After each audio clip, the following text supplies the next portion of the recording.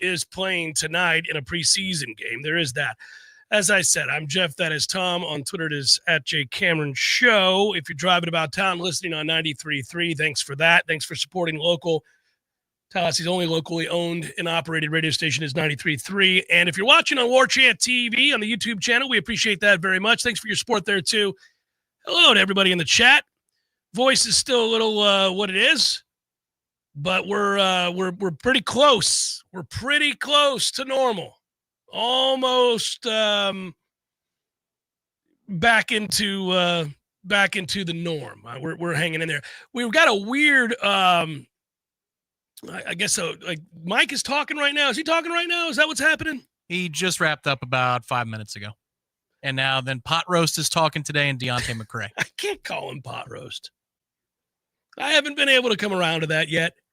I've struggled with that. It's great. It's a great nickname, especially for a defensive lineman, and he was. And he's a defensive line coach, and that's a good nickname for a defensive line coach too. But it's something where it's kind of like, I can't take you seriously if your nickname's Pot Roast. No, I take him seriously. Don't get me wrong. I mean, I wouldn't tell him this. I'm just saying from a distance. I'm thinking that you take somebody named Pot Roast extra seriously. No, because I think it's like in a sitcom, that'd be a character who was just kind of silly. Did you ask Pot Roast?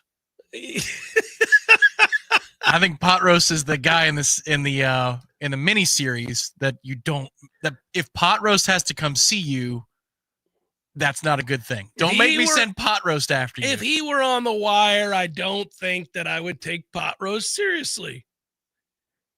I would know Pot Roast was going to get killed.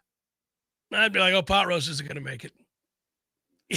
What serious man can be called Pot Roast? I can't believe Prop Joe surrounded himself with a pot roast. Yes. You only need one portly man. Now, Prop Joe sounds like a man of, Right. But of why is Prop substance. Joe? He should be the only portly man on the east side. Why? Oh, my goodness. I could make that happen for you, too. Hey, I was very pleased with what we got done yesterday with Coach Cameron Translates. And I was very pleased with the audio that we got from Mike Norvell. And then we have audio today from Tony White and from Gus Malzahn. We're going to go Gus. No, we're doing Gus tomorrow? Today. You want to do Gus today? All right, well. That's what I have in my notes from the pre-show meeting. The 11 a.m. rundown meeting. It was so long, and I just lost track of all the details. All right, well, Gus will be today. How about that? Gus said something worth us breaking down. You see? Look at these guys. I can't believe Gus said something that we're like, oh, I'm kind of interested in that. This is of value. It's a positive step. Yeah. In 6 to 7 minute increments is where Gus is wanting this to head forevermore. That's what he wants. He is making it known for all of you. If you watch this video, like all of his videos, you get about to the 6 minute mark. You're like, whoa, we're on the precipice. You get to the 7 to 7:30 mark. We're like, he tried to step it up to stamp it, to call it a day. If this were a cannery, he's done with cans. He is done. I believe in vignettes. So then, like any question that comes after that is the I'm mildly annoyed, followed by the exacerbated exhale, the which is followed. It's like your kids. It's like your kids. You can tell when they're at their breaking point. Are you familiar with the term rage baiting? Am I? Sure, yeah. Okay. So my kids and kids in general love to talk about rage baiting. And they know the things that I guess they would utilize to rage bait me. There aren't too many things that, bother me to the point in my personal life where I'm going to, raise my voice and get to where I'm frustrated. And I'm a pretty laid-back dad, believe it or not. You might not get that from the on-air side of me, but it's true. At the house, my wife is the disciplinarian. Christy's the one that will throw down the hammer, and I'm kind of like, I mean, my parents let me do a lot of things, so I'm inclined to let them live and learn and do a lot of things. Not that she's not, but the point is this. There are a few things that if they do, they know will lead me to the path of ire. And I've had to learn, they're rage baiting. They're doing this because they know that I'm going to get angry. And then they just burst out in laughter the second I snap. And they're like, we're not doing that, Dad. We just said we were. We wanted to get you angry. And look at you. You fell for it again. And I'm like, what is this constant rage baiting? Why is this a thing in your generation? You just want to do this. You just want to infuriate people. They think it's funny. I feel like that's where we're at with Gus. That we could rage bait Gus very easily. That when you get to the 7-minute mark, have 5 more questions ready to roll no matter what his answers are. Keep asking them. About the 4th one, the rage bait moment's going to happen. Now look. I've answered him.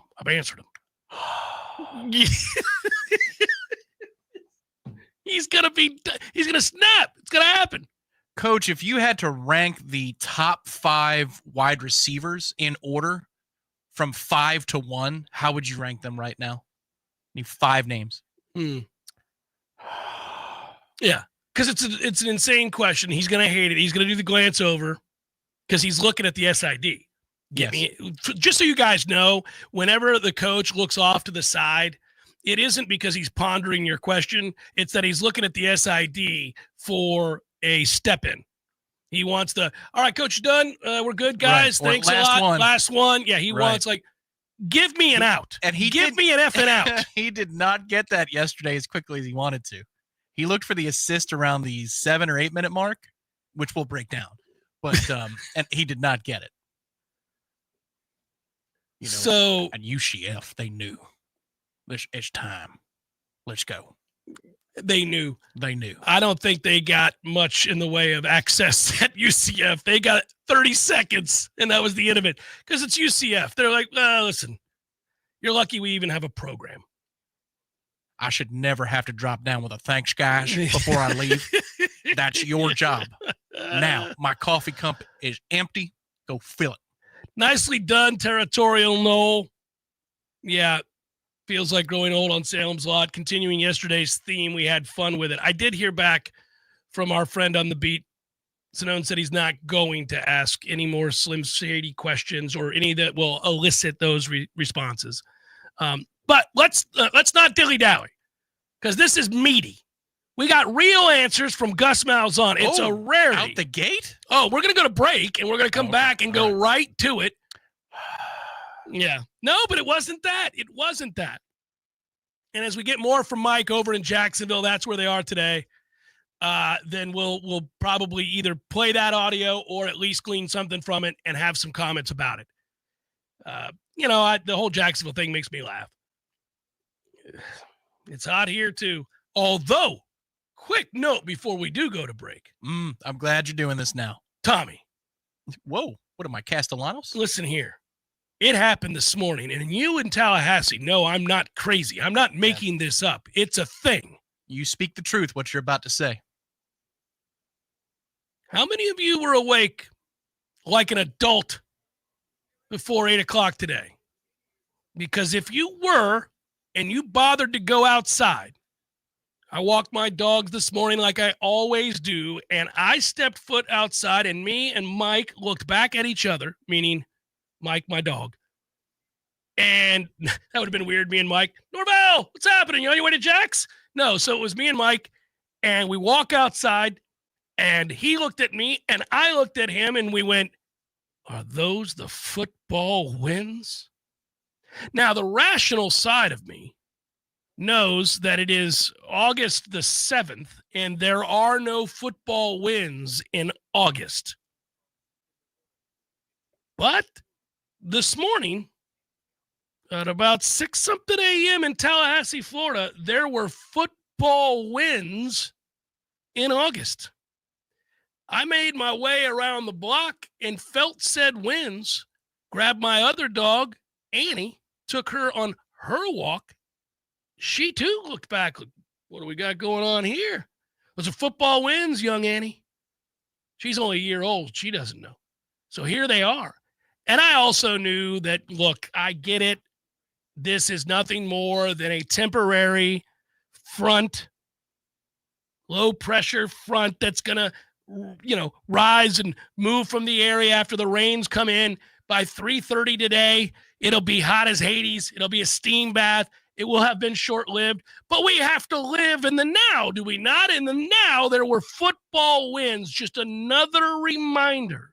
That was not fake. That was not imagined. That was not real. Hoped for. Sometimes we hope for things so hard that we conjure them. Yes. And it's not real. It's not legit. No. I opened the back deck on the penthouse level today, and I could not believe it. Usually it's just to get a little bit of air flow. Get something through there. 5 minutes max. We close the door. We feel very good. Nicely done. No, man, that thing was open for 90 minutes, 2 hours before it got a little too humid.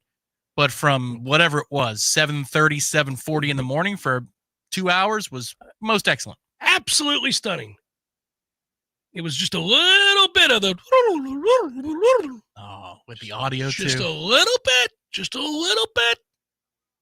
I was impressed. Jeff's dogs refused to walk together. A couple of prima donna pooches. No, they would walk together. They do everything together. They're as close to each other as two canines can be, but I won't walk them together because they're both over 80 pounds, and it's a bit much. It's a bit much. I just hope that we have football wins during Virginia Tech week in November, because if that's the case, the audio for that is going to be fantastic. Yeah, because you can get the fraudulent goats too. Well, that too. Mix with just the hokey noise sounds an awful lot like the football wins. Yeah. Oh, yeah. But that's what I'm saying. I want it almost to be like a round where I go, then you get the hokies, and then you get the fraudulence, and then you do the three, and we layer them. Ruben, I've been thinking. Yeah, then like, Rachel, I've been thinking. A round can be great, and it can be the worst thing ever done. It really, really pretty rare. You got to pick your spots on the round. You got to pick your spots on the round. Jeff Cameron Show, Gus Malzahn coming up, 93.3 Real Talk Radio, Warchant TV. Hey, you, can't you read the sign? It says, keep off the grass. Oh, but I just wanted to feel it. Excuse me? I wanted to feel what it was like to have an amazing lawn like you do. It always looks so good, even in the summertime. How do you do it, neighbor? They're called Lawn Johns. They come once a week. Maybe you should give them a call so you can tell other people to stay off your lawn. How's that sound? Ooh, yes. I would love to tell people to stay off my lawn. For the very best in lawn care, call the Lawn Johns at 850-322-2567. Stay off my lawn. T-Spark Enterprises, roofing and construction services. T-Spark Construction.com. We conquer all peaks. We fix those dark leaks. Call 850-766-1340. T-Spark Enterprises, roofing and construction services. T-Spark Construction.com. License number CCC 1331204. It's not just a drink, it's a vibe. Cool off all summer long with bold and beautiful cocktails from Café de Martín. Try the stunning berry champagne with flowers on top, a refreshing pineapple coconut margarita, and the all-new tamarindo sour, or our spicy cantarito. Available Tuesday through Friday for just $12.50. Take a trip to Peru this summer at Café de Martín in the Esposito Shopping Center. Online at cafedemartin.com. What makes Paul's Termite and Pest Control the best in North Florida?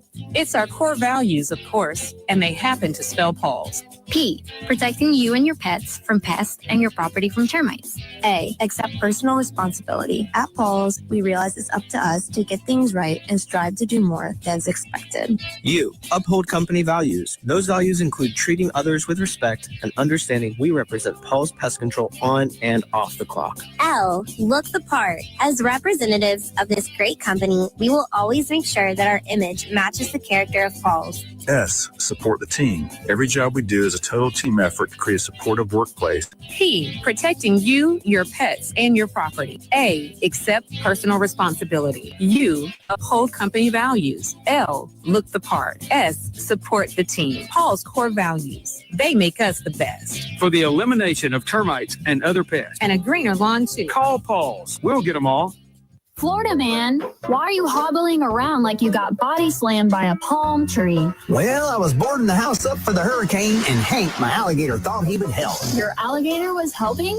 Well, he was holding the ladder with his tail, but a gust of wind hit me like a jet ski at full throttle. Next thing you know, I'm airborne, plywood in hand, landing in the palmettos. Florida man, have you been keeping up with your chiropractic adjustments? I fell off track just like I fell off the ladder. Now my spine's more crooked than a pirate's treasure map.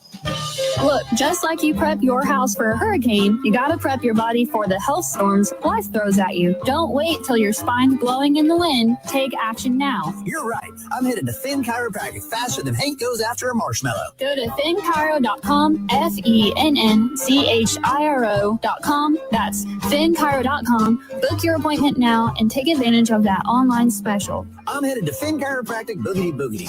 Hank, get out of the cooler. That's for the hurricane party.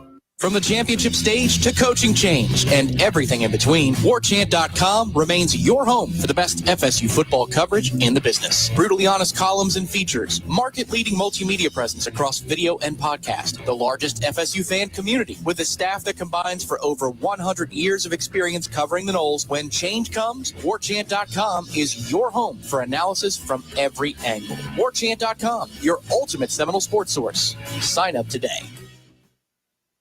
The Jeff Cameron Show is a production of the Warchant.com Multimedia Network. Check out Warchant.com today for the latest news inside Florida State athletics. That's Warchant.com. Now, back to Jeff on Real Talk 93.3.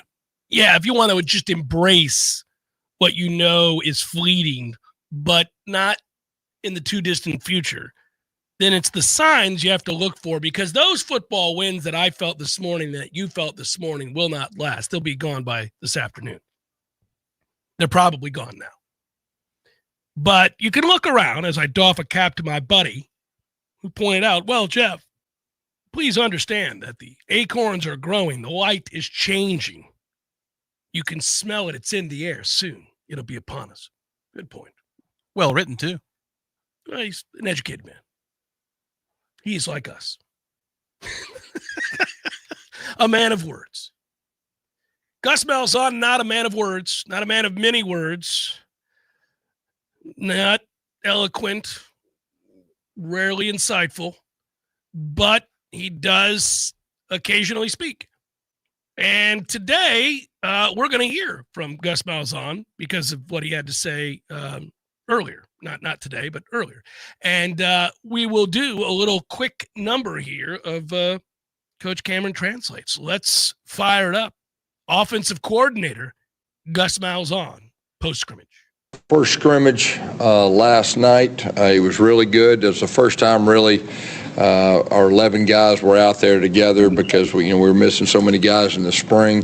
The first half was pretty basic with what they did defensively, so we could really evaluate our guys. I thought that was really good.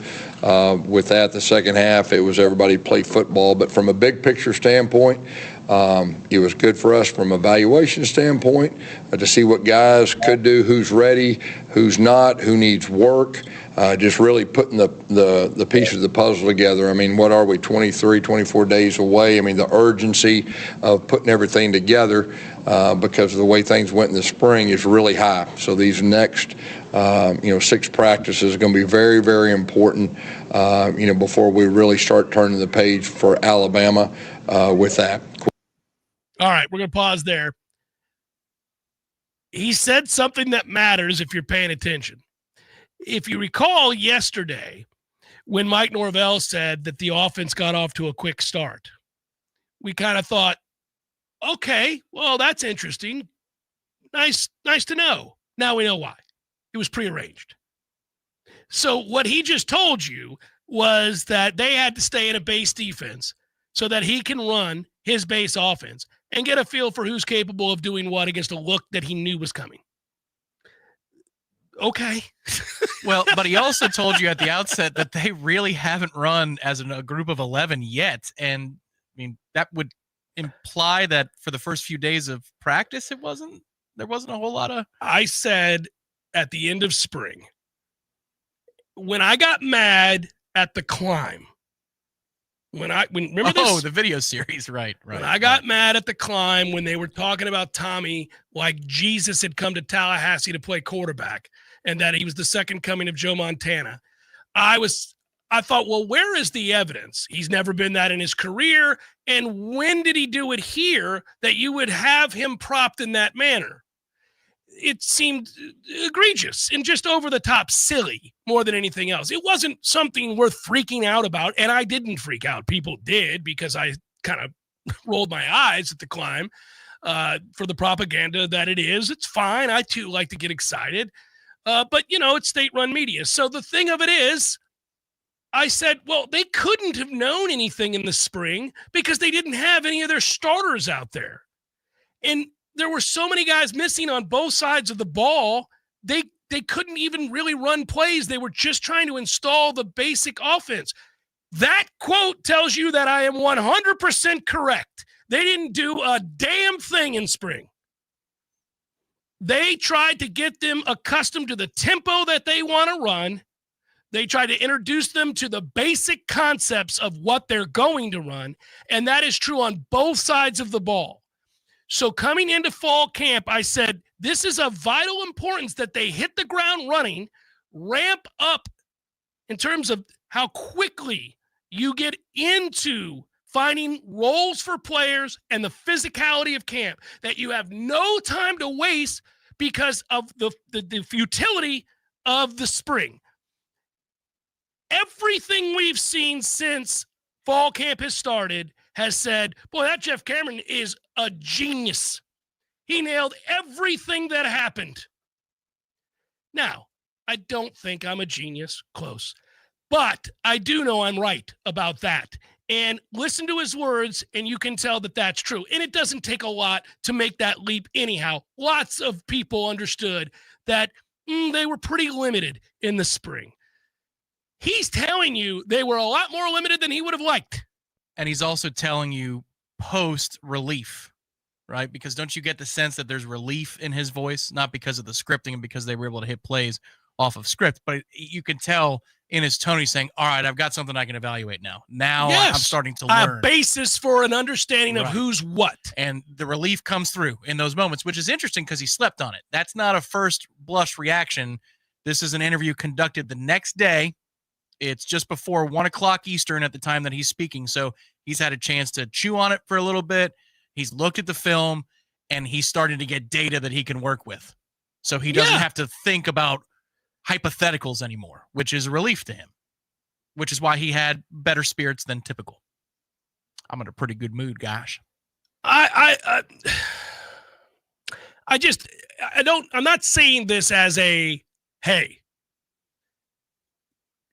I tried to warn you guys that we were behind the 8 ball going into fall camp. I'm saying that there was enough in the way that things were described. And it was self-evident when they would talk about not having a single member of their starting 5 on the offensive line. And then they would talk, having days in which obviously Deuce Robinson couldn't play, and days in which almost all of camp in the spring, Squirrel didn't play. They didn't have, Usman wasn't here. Right. Sawchuk wasn't here. This is why they kept on leaning on the talking point about experience, because in lieu of what they could use, which is all 22, you're leaning on the fact that these guys are experienced. It was the subtext of the entire conversation with Herb Hand at the coaches' luncheon, was that he's antsy to see these guys rep against something other than air together so that they can start to improve. So here you go. I mean, this is going to be interesting. It's a race against time. He's relieved because he's got a basis for evaluation at the rudimentary elements of their offense. That's what that quote was. Next. Questions. How close are you to playing with the speed that you want to be at on a game day? I mean, that was the first scrimmage we had with all 11 guys. I mean, you know, like we're still a work in progress. I like our guys' attitude. It takes time to get the understanding, but I think we have improved each time we've been out through these first 6 days. I know Coach Norvell said you guys haven't been able to get the dope over spring because of the construction and the weather yesterday. But what is the plan, I guess, game day, booth, field, how that's going to kind of work? Yeah, I mean, I've been on the field my whole life, and that's where I'm most comfortable with, and I'll be on the field. What assistants will be in the booth? I appreciate that. He didn't like the question, but it's a straightforward answer, and it's a good answer. But again, he just reiterated what we talked about. That's why I didn't stop it when he said, oh, that's the first time we've had 11. Right. Yeah, I mean, yes, he's telling you again, he hasn't had a chance to look at his starting offense yet until yesterday. I don't have any idea. It was too early. Premature. Yeah. But I'm glad it happened.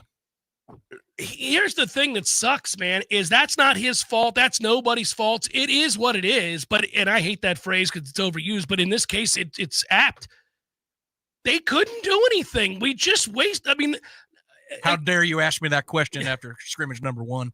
The problem is in the spring, like we're starved for football. We want to know, there's new faces. It's a new offense. It's all these things. But when you have so many guys out and you're trying to just teach the basics of your offense and your defense, don't forget Tony White coming in and implementing a 3-3-5 is a totally new thing. So you have days where a coordinator is going to say to the other coordinator, hey, look, man, my guys don't even know where to line up. I don't need crazy stunts. I don't need all this by surprise nonsense. Let me run a play and see who's what. And vice versa, because Tony White, if you go back to the spring, when he's trying to find out what pieces he has, he doesn't know these guys from Adam. He's looked at film. And he's trying to figure it out. And Gus is running 4,000 plays. He's like, hey, man. Right. Yeah. Well, that's what spring was for. I don't know this kid's name. Can you let me get him lined up? Spring was for pace and for habits, but not evaluation. It was just about getting up literally to speed. Yes. Literally up to Here's whatever the how tempo fast was. we're going to want to play. To you offensive and defensive linemen, get your fat ass up and ready to roll. I just like that Gus was in a good mood for the opening statement, and then once he's asked the first question, he's like, oh, this. Like, now I remember why I hate this. Yeah, no, he was happy to hear himself. He didn't want to hear anybody else ask a question. So how far along are you? Oh, God. What minute are we on? Yeah. Staring over at the SID. It's time. It's been one question, Coach. Next. We're still working through that. I'll probably be able to tell you more after this second scrimmage. Brendan? Given some of the limitations you mentioned in the spring with the offensive line specifically to have the starters collectively for 6 practices now, how has that been and what have you seen from that group? Yeah, first of all, it takes time from an offensive line to gel. The communication, everything, the 5 guys we had out there first, they do have a lot of experience, which I think is really good. But working together, seeing the different looks, the communication, the ID, the double team technique and everything that goes with that, because a lot of guys came from different programs and they were coached different ways, and just making sure that everything is cleaned up. It's about the details. It's about execution. It's not about always the plays, about the execution part, and that's what I'm focused on. All right. So pause it there. This is good, actually. This is fine. So he's excited that they have experience, but he just told you why. The reason he's excited about their experience is that they will then be able to more quickly figure out how it is, because they've played a lot of football in a lot of different ways and a lot of different systems. They can more quickly figure out how it is he wants them to play, how Herb wants them to play within Gus's offense. So that's what that's about. It's about how we do it. They've played a lot of football. I'm not having to teach young kids how to do this. I'm having to teach guys that are from diverse systems collectively how to run our system. And given that none of these sons of bitches were here in the spring, we are just now hitting the ground running. So I can't really give you elaborate answers about what we're going to be. I don't know. I'm just getting them ready to go. Thankfully, they're experienced. It expedites the process. That's where we're at. That's what he just said. Next. She'll get off my back. We heard a lot about the running backs last night and just kind of the competitiveness in that room. What have you seen and how have you evaluated it? Yeah, I mean, that was really, when they played fairly base in that first half, that was really the first time you could really see the things you need to see, to try to get guys to separate. Because like I said, we got to make quick decisions. The scrimmages are so critical to the evaluation piece. And, we got an idea now, but obviously we'll have a second scrimmage. And after that, everything offensively will be about put in place. How is Tommy done with handling everything you're trying to put on his plate and understanding? Yeah, I mean, he's already familiar with the big picture stuff we did, obviously, being with me a couple years ago. I think the challenge, our defense presents so many challenges. It's there's some unconventional things with the things that we do, which makes it really tough on offenses with ID and things. And so, when you're installing, sometimes, you've got to take that into account with everything. But, he's done a really, really good job up to this point. There's a lot to chew on there. Some good, some a little bit nervous. Race against time conversation yet again.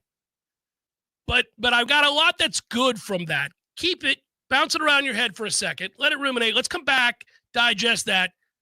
I'll evaluate that comment. I think I know exactly where he's going there, give or take. But I think there's some good there, and it's interesting. And it's similar to something Mike Norvell said when asked about the quarterback.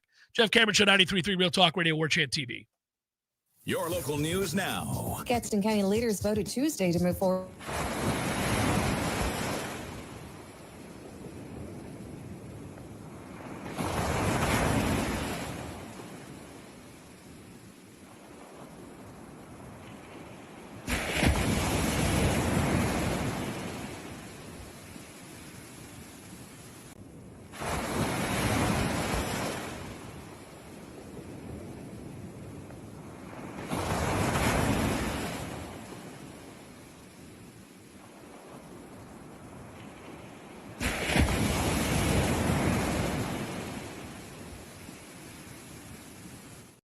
County, and the head coach Russell Ellington has been suspended. Superintendent Elijah Key said the district will continue to fight for its students. This is Rachel Anay with Real Talk 93.3 Local News Update, brought to you by Macklemore Systems, Tallahassee's go-to Mac store. Check them out online at MacklemoreSystems.com. This is meteorologist Paul Trombley with your Real Talk 93.3 weather update. Thunderstorms likely this afternoon. Otherwise, mainly cloudy skies. Highs around 89. Northeast winds 5 to 10 miles per hour. Mainly cloudy skies expected tonight. Chance of thunderstorms. Lows level out around 72. Overcast tomorrow. Thunderstorms likely 87. This report is brought to you by the Lawn Johns. For all your landscaping and lawn care needs, visit thelawnjohns.com. Right now, it's 81 degrees. Let me tell you, as a homeowner, I used to dread every rainstorm. Water would flow around the outside of my home, my yard, and the gutters would clog and overflow. I'd have to make sure I had buckets and duct tape ready every time. Then I called New Vision Gutters, and I can see the difference. Now I sleep through the storms. No puddles, no leaks, no clogs, no stress. If you've got water problems, trust me. Call the pros at New Vision Gutters, where they take pride and passion in protecting your most valuable possessions. It's the MVP treatment and the best call I ever made. There he is. Haven't seen this guy since, what was it? Oh, shoot. U2 at the Sphere in Las Vegas, baby. Hey, how about that, man? Wasn't that fun? Good show. Good show. Everything about it. Nearly perfect. Nearly perfect. I had everything I could possibly want. I wanted one thing, couldn't find it, and I looked everywhere. No Cubans. What do you mean? No Cubans. There was Cubans. No, I didn't see any Cubans. Dude, no. I'm sure there was Cubans there. I mean, No. I walked around. There was a moment right before the show. I thought, got to find some Cubans. Nothing. Dude, there's Cubans. There was Cubans. I'm sure there was Cubans. In Las Vegas? In Las Vegas. No Cubans in Vegas. There's Cubans in Vegas, man. Eddie, there were no Cubans. Chef. The sandwich. There were no Cuban sandwiches. You're Cuban. Of course I know there were Cubans there. Oh, the sandwich. Yeah, no, there probably wasn't many there in Vegas. No Cubans. No, not yet. Gordo's, bringing the flavor and flair of Cuban food to Tallahassee since 1996. The Jeff Cameron Show is a production of the Warchant.com Multimedia Network. Check out warchant.com today for the latest news inside Florida State athletics. That's warchant.com. Now, back to Jeff on Real Talk 93.3. All right, so the question becomes, when Mike Norvell gets asked about Tommy, he says some good, some bad. Obviously, he wants him to be better and more consistent. That's pretty much what we were able to deduce from his comments before. Gus just now being asked about Tommy and his play. And he basically tells you, look, as long as they're in a base defense and we're running the basic principles of my offense, Tommy's got that down. But when we start getting other looks, this becomes a little disjointed and we're not as consistent in the way that we execute. Now, here's the question. And I think Tom and I have a similar idea as to the answer, or an agreement on what that answer is. Is that Tommy effing this up? Or is that because the offensive line is not yet working in sync the way they will as they practice this more and more and more? Because again, to my point, in the spring, they weren't out there. That's why I thought the spring, it wasn't useless. It's never useless when you can get together and you can have scrimmages and you can have practices. I mean, you're going to glean something from that. You're going to gain something from that. But if you don't have your starting 11 out there and you're implementing a brand new offense, and oh, by the way, a brand new defense, and you're not able to have the guys that you're going to be counting on for when you play Alabama or anybody else for that matter out there together when the bullets are live, then it's hard to know what you are and what you're not and what you can be. And so they really are pressed for time. And that's the sense of urgency and the nerves that you hear and the frustration, as well as some of the, I think, optimism, which is that, hey, there's some elements of what we're doing. Maybe we're further along than what I thought we would be because of the experience of the players. Yeah, right. But we're nowhere near where we need to be. And that's why he's antsy. He's antsy anyhow. He doesn't want to be up at the dais. He doesn't want to answer these questions. But when you're pressed for time and your first opponent is Alabama and you're not anywhere close to where you need to be, and there are all kinds of issues that are cropping up early on, then you don't want to be sitting there talking to anybody. You want to be in the film room with them or on the field with them working through this. Yeah, agreed. I think it's the offensive line more than Tommy here. Just you were giving an either or. It's the latter. It's that the offensive line doesn't have enough work together. He keeps coming back to that. The question's not about the offensive line, and he says it is about the offensive line. Well, it's just that they haven't been together except for these 6 days. And really, I think he misspoke. He said that that's the first time they've been together, period. Right. Well, I don't think that's true. I think they've been together every day this week leading up to that scrimmage. But he cares a lot about scrimmages, which is good. It's the way it should be, because he knows that that's going to teach you a hell of a lot more than an 11-on-11 period, 22 on a random Tuesday of practice. He wants the scrimmages. And so that means you also could hear it in his voice that he's gearing up towards Sunday for scrimmage number 2, because it sounds like that's going to be less scripted. But it also gives you a window into what's going on behind the scenes in the all-hands meeting with the coaching staff only. Yeah. Where you have coordinators telling each other, hey, I love that you deal in deception, and that's what you're about, but that's not going to help me get prepared for the next opponent. I need you to go basic so I know what my guys know and what they don't know, because if you give me an outlier 3 plays in a row that I'm never going to see again, an exotic blitz that I'm not going to see, what good does that do me in deciphering how my left guard and my left tackle get along? Now, please allow me to retort. I, too, was hired, Gus, by Mike Norvell to come in and change something. It's called the defense. And how am I supposed to get my guys to understand the versatility of my defense and the way we run it and the leverage we need to have and the surprising factors that we bring to the table if all I ever do is run base so that you can get your guys in order?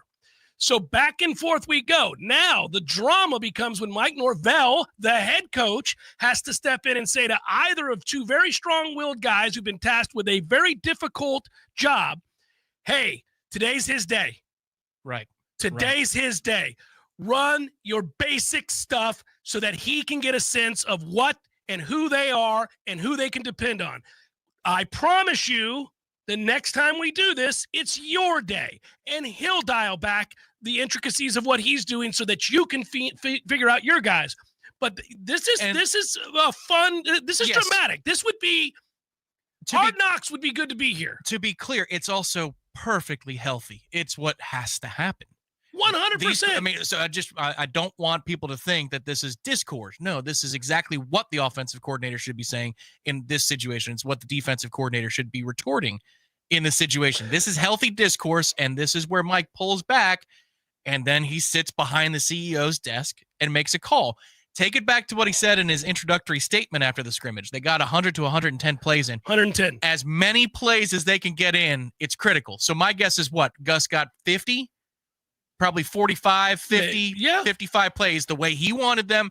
So he's got all 22 that he can look at and decide what to do for Alabama. And tomorrow, when you hear from Tony White and we do this same drill, notice out the box how there's a sense of not resentment, but sort of a, I'm going to let that go, to the opening question, in which it is said, Coach Norvell, I'm paraphrasing the question, Coach Norvell said that the offense started fast yesterday in the scrimmage. Immediately, Tony goes, man, that is a sarcastic chiding. If you only knew why they started fast, is what that is. That's a, well, if you want to call it that.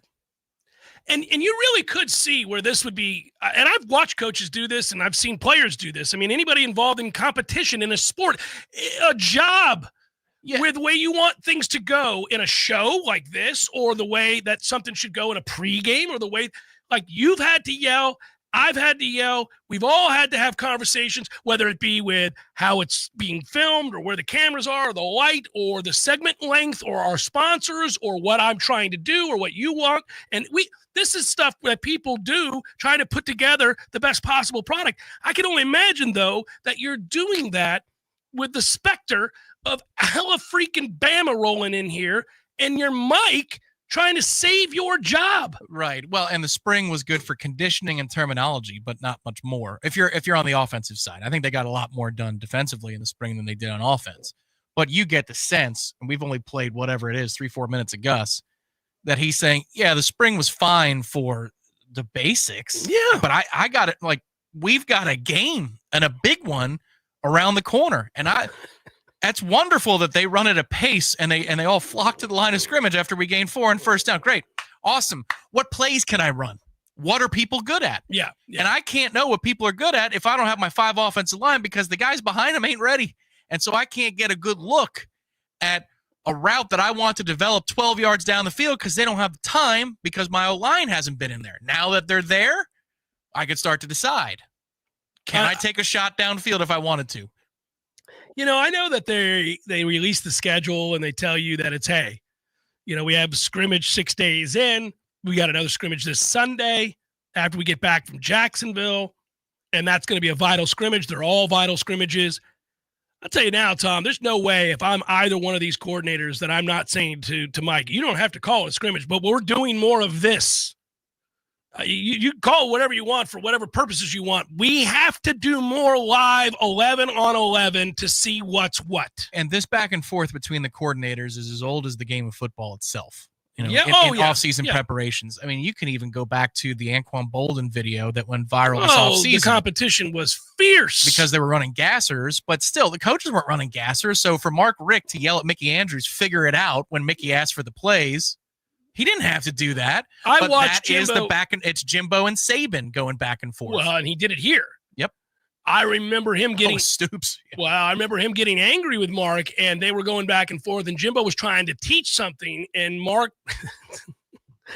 threw a little something at him, and then Jimbo was like, all right. Oh, that's how it is. Okay. Here's a little something for that ass. And then, and they score. It's like, how do you like it, Mark? Yeah, and then it's like, and they're screaming at each other. Okay. But you can see these are competitive people. They want their side to win, and they need to implement these things. I get it. I got to think that you feel a sense of desperation if you're either Tony White or obviously if you're Gus. You got to be like, look, man, okay, great, cool. You run a 3-3-5. I get it, dude. Right.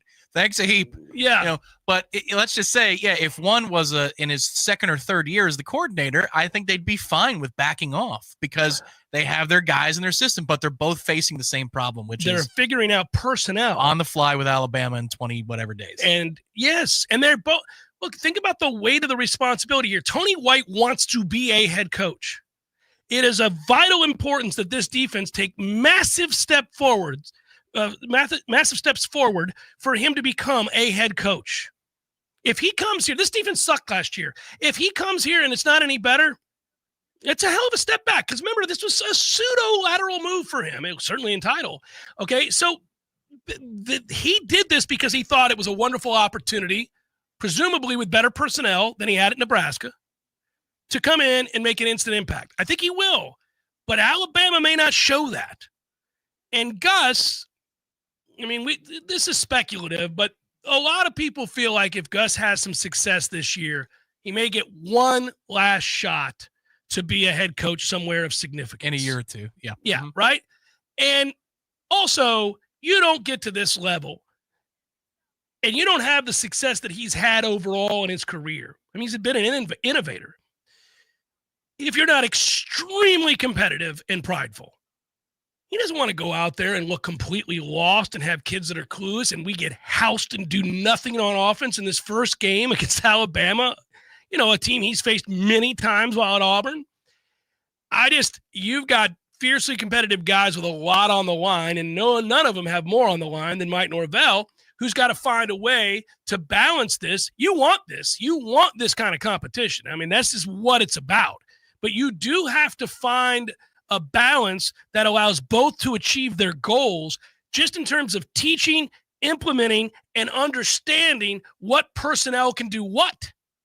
I think it goes back to what you're saying of, I don't care if you call it a scrimmage or not, we need more 11-on-11 full contact periods, which they did in spring. According to the people I talked to, it wasn't just on scrimmage days that they went live and went to the ground. It happened more than that in spring. Now, I could understand if you want to be more cautious in fall, but maybe they're not. I wouldn't be. Yeah. Hey, listen, it's football. People get hurt. I don't got time. Well, and given the task at hand in this specific season, every year is different.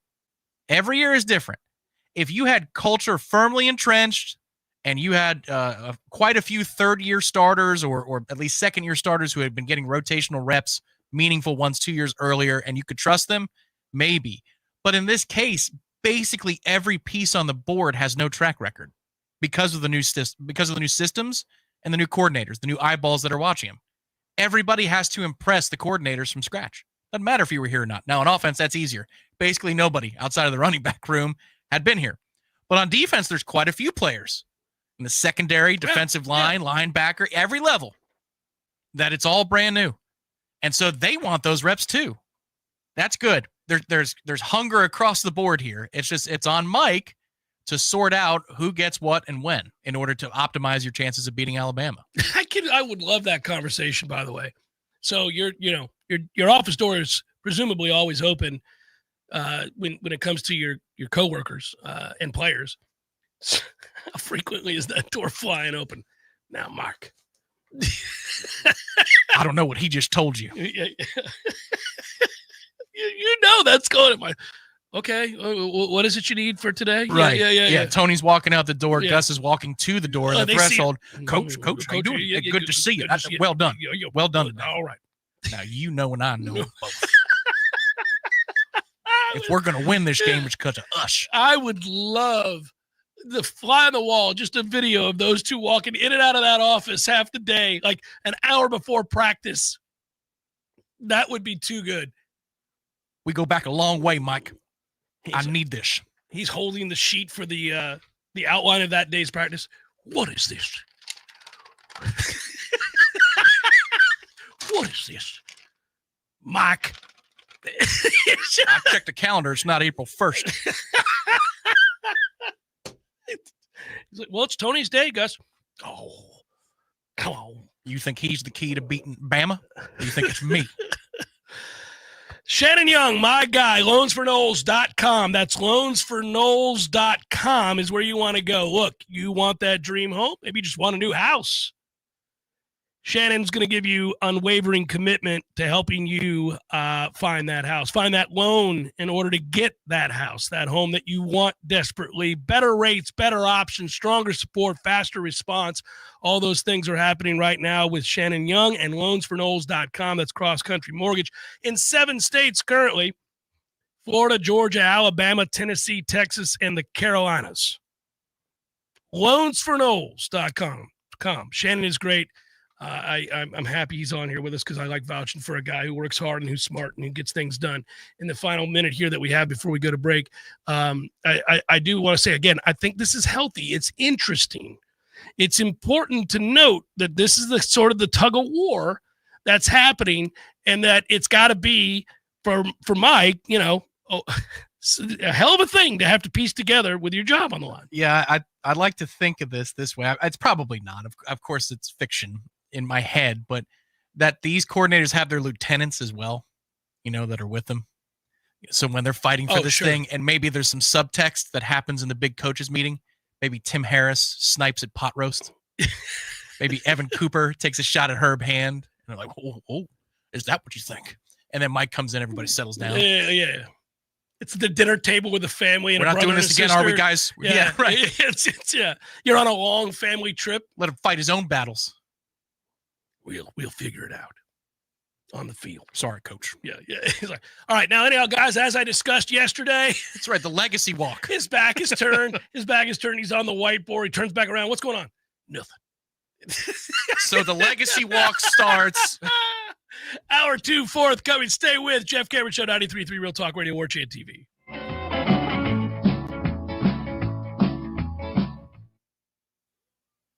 Hey, it's me, your car. That crack on your windshield, yeah, it's not a good look. People are starting to stare. Don't let your car be embarrassed. Call Seminole Auto Glass for fast, professional auto glass replacement. We'll fix chips, cracks, and your shattered pride. Please, for both of us. Call 850-539-4527 or visit SeminoleAutoGlass.com today. Seminole Auto Glass, saving cars and their egos. One windshield at a time. Better call Seminole. Services, comfort's just a call away. 222-7722. AC and electric is what we do. Service, repairs, and installation too. 222-7722. Parker Services, comfort's just a call away. Is your home ready for anything? At Parker Services AC and Electrical, we do more than just keep you cool. We keep your whole home running smoothly. From AC maintenance and duct cleanings to whole home generator installations, we've got everything you need for comfort and reliability. Join our Peak Performance membership to keep your HVAC system in top shape and catch issues before they turn into costly repairs. And with a reliable generator, you'll never be left in the dark again. Call Parker Services today, where comfort is just a call away. Parker Services, comfort's just a call away. Model license number CMC 050334 and EC 1301240. Hey everybody, this is Shannon Young with Cross Country Mortgage. Been in the industry now for 22 years. I just made the move over to the nation's largest retail lender, Cross Country Mortgage, here to serve you in 7 states, including Florida, Georgia, Alabama, the Carolinas, Tennessee, and the state of Texas. Here to offer better service, better rates, and if you were thinking about buying or if you've been on the fence and been waiting to call me, now is the time. You can still find me at loansforknowles.com. That is, again, loansforknowles.com. I've helped thousands of fellow Knowles get into their dream home, and I can't wait to help you get into yours. Give me a call today. I'm at 954-369-6171 or loansforknowles.com. Again, that's 954-369-6171, and that's loansforknowles.com. Equal housing lender, NMLS number 373031. Pay-per-view fights can ring up big bills, especially since in the Octagon there is one every few weeks. That's why the 7th Hill Tap Room right downstairs from Corner Pocket Bar and Grill carries every single fight. Plus, unlike most pay-per-view bars, there's no cover charge. And drink specials too, like $3 select domestic beers and more. And if you enjoy international soccer, 7th Hill opens early. $2 mimosas on Sundays, anyone? The 7th Hill Tap Room, 2475 Appalachia Parkway. just downstairs from Corner Pocket Bar and Grill. Coming up next, more of the Jeff Cameron Show. Live and local on Real Talk 93.3. WVFT, Gretna, Tallahassee. Your sports flash update on Real Talk 93.3 in Tallahassee. Jacksonville Jaguars defensive lineman Eric Armstead was recently listed at the top of the depth chart at defensive tackle on the first depth chart that came out. The problem is he has yet to practice in training camp as he is continuing to deal with a back injury. Head coach Liam Cohen being asked about his availability for week number 1, and he did admit that right now that is a little bit up in the air as he has a hard time getting healthy. In baseball, the Tampa Bay Rays, they get a win yesterday over the Angels 5-4. Junior Caminero hitting 2 home runs. Today is an off day. Tomorrow they are going to play Seattle. The Marlins beat the Astros yesterday 6-4. The Marlins do play tonight, beginning the series against Atlanta. This Sports Flash is presented by Progressive. Bundle auto and home, renters, or condo insurance and save with Progressive. I'm Matt Pauley on Real Talk 93.3. Lowe's knows when you're looking for reliability, the right brand makes all the difference. And now, Lowe's is the exclusive home improvement retailer for the Whirlpool water treatment line, including their Wi-Fi softener, under-sink filtration system, and more. With Whirlpool's proven performance and our everyday low prices, better tasting, better quality water is within reach. Shop pro-trusted brands like Whirlpool and more, in-store or online. Lowe's, we help, you save. Here's Comedians and Sketchers Getting Comfortable, presented by Hands-Free Sketchers Slip-Ins. Hey, I'm Bobby Slayton, and I'm here with my pal, comedian, and Sketchers ambassador, Mr. Howie Mandel. Why did it take so long to invent something as amazing as slip-ins? I know it seems simple, but it took Skechers to invent a better pair of shoes. Yep, with Skechers slip-ins, you just step it and go. You don't have to touch your shoes. And by the way, slip-ins are for the whole family, men, women, and kids. In all your favorite Skechers styles, find Skechers slip-ins at a Skechers store, Skechers.com, or wherever stylish footwear is sold. Tired of spending money on bug spray and inhaling all those fumes every time you want to go outside? Treat your yard so you can stop spraying your kids. Paul's Termite and Pest Control has a solution to this persistent problem. Paul's has a program which seeks the grounds, flower bed, and shrubs. Paul's controls pesky mosquitoes year-round, which means you can take back control of your yard. Not only are mosquitoes a physical irritation, they also pose a potential health risk to people and pets. With Paul's targeted techniques, you can rest assured that your yard will be protected and your afternoons will stay fun. Take back your yard. Don't let mosquitoes interrupt the fun. For more information, go to callpauls.com. For the elimination of termites or any other pests. And a greener lawn, too. Call Pauls. We'll get them all. Pauls can help eliminate fire ants from your lawn, too. We'll help you take your yard back. Go custom with your window coverings with help from Budget Blinds of Tallahassee. Budget Blinds brings their showroom to your home with dozens of color and pattern choices. Just tell them what you love and they'll make it happen. From designing custom draperies and Roman shades to color matching your blinds and shutters. I'm Gary, the local owner of Budget Blinds Tallahassee, where you get beautiful style and expert service for any budget. Call 668-4835 for a free consultation online at budgetblinds.com/Tallahassee. From the championship stage to coaching change and everything in between, Warchant.com remains your home for the best FSU football coverage in the business. Brutally honest columns and features, market-leading multimedia presence across video and podcast, the largest FSU fan community with a staff that combines for over 100 years of experience covering the Noles. When change comes, Warchant.com is your home for analysis from every angle. Warchant.com, your ultimate Seminole sports source. Sign up today.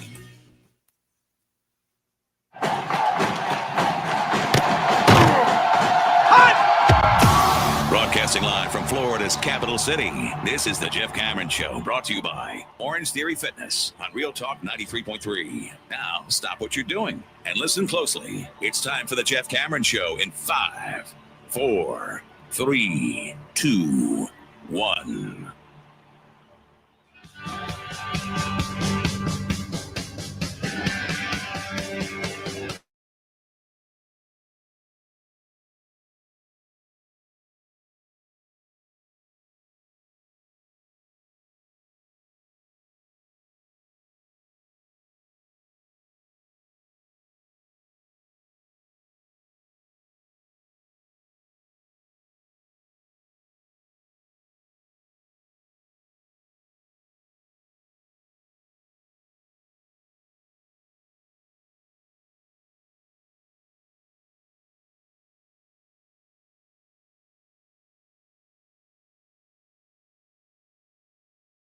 Cameron Show. If you're listening on 93.3 Real Talk Radio, Warchant TV, of course, we appreciate the support. Supporting local is important. Thank you for doing that. Same for Warchant TV, YouTube, warchant.com. Thanks for all of that.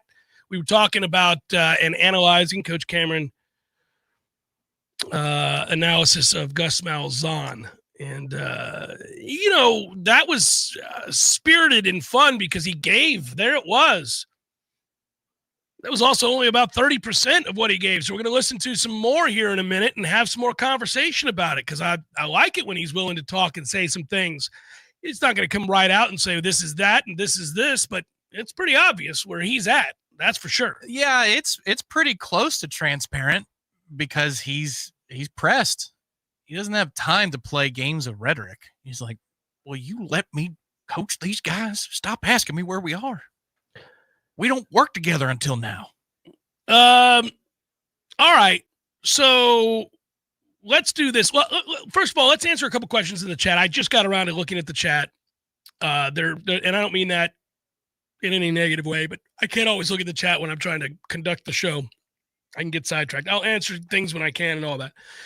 By the way, yes, James B., I know you're a fellow music guy. This is a Replacement shirt. It's my favorite band. But anyhow, that said, getting back to some of the other questions. Tom, when we do the third hour that's pre-recorded for the bonus hour often, where do folks find that? We get that question so often, and I feel bad not answering it. So it's on the pod. That's hilarious, Matthew. You know better. That's really funny.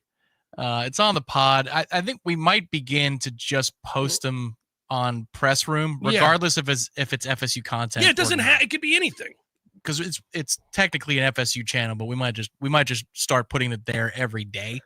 You could just so it becomes easier. We could finally get off our ass, and this is on me, and we could just make that a Bellying Up channel, and we could put Bellying Up episodes up there to go with. I would look forward to the dispute over who owns the channel. No, I'm the Bellying Up channel. No, I would own that channel. We create our own Bellying Up channel, but I think Press Room will have to have the. Okay, well, that's fine. But we do need to give folks an outlet because they want that. They want the video to go along with it. They want I can the understand video. that. Yeah. So we'll do that. We'll make that happen. I mean, there's not enough press stuff to go up there anyhow. You might as well throw it out there. So it'd be NFL stuff, MLB stuff, whatever it is. It'll be riveting. All right. Let's get to this. Let's get to Gus.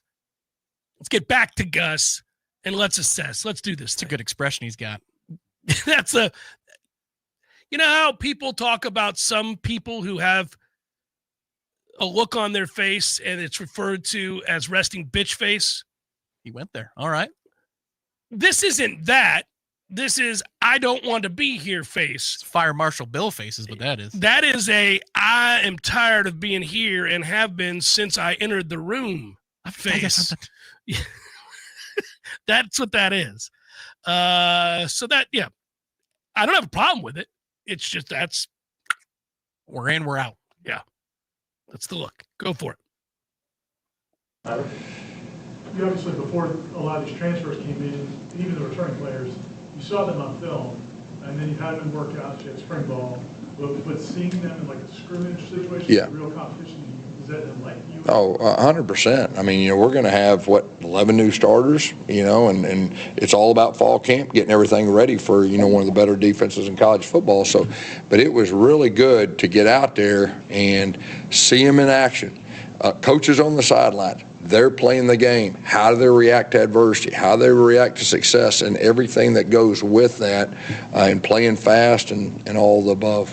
When we spoke to Mike last night, he was really complimentary of the specific rep that Usman Kroma had in pass pro. And so just his development physically, mentally to do those little things well so early in his career. I guess what did you see from him? Yeah, well, I tell you what, first of all, his skill set is extremely high.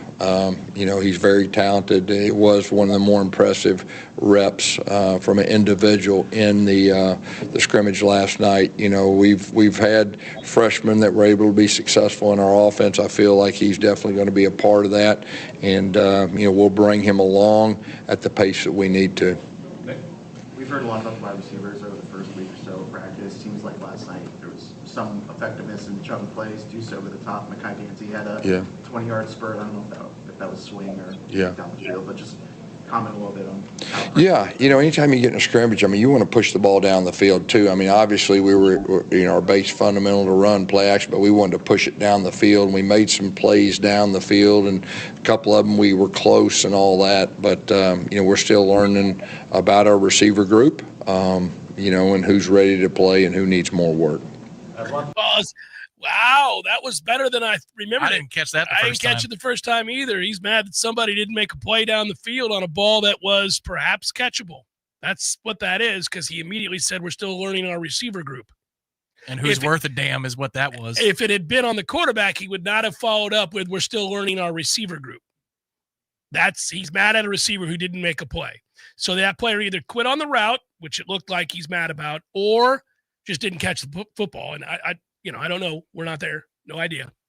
Yeah, but it sounds like there were multiple shot plays that he liked. And this is the thing about a coordinator too. Jimbo felt this way even though he was the head coach. Well, if this one guy, it's out the gate. If this one guy does his job. Every coach believes that. Every coach loves their plays. They love when their plays are designed or timed at the appropriate measure, and they need the guys to execute because they know it's fleeting. You might not get that look again, but to me, that seems like there were multiple instances of shot plays that he doesn't like that they didn't get him. You're going to like this, and I don't remember if I told you this, but every now and again, I have to remind myself that I guess if I were listening to this show, I'd want to hear something like this. When I was a guest play caller for Mike, when we did the spring game, what was that, 3 years ago now? 4 years ago? A long time. It's been a minute. 2021. Yeah. All right. That was fun as hell, right? And it was what it was. But here's the thing. This fits perfectly with what we're talking about. So I've got the play sheet, and the thing that stood out to me more than anything else is how quickly you have to be ready to call the next play.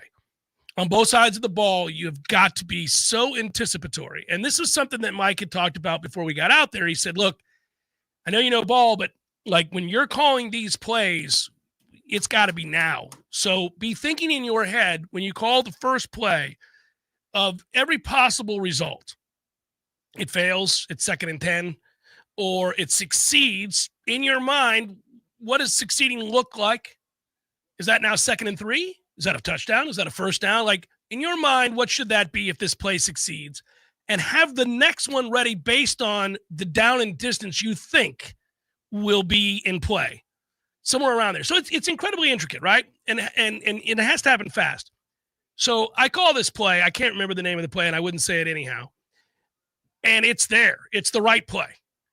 And whoever was playing quarterback for me, I don't think it was the starter. I had a backup, but whoever it was, I know who it was. Anyhow, he missed it. He missed the throw. And it's the perfect play call against that defense.